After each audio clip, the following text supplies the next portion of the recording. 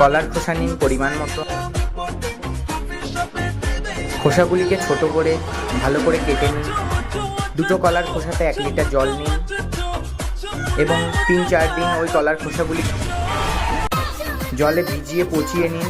ওই 1 লিটার জলের সাথে আরও 2 লিটার জল মিশিয়ে আপনাদের টবের মাটি বা গাছে প্রয়োগ করে দেখুন, আপনাদের গাছের চেহারা বদলে যাবে।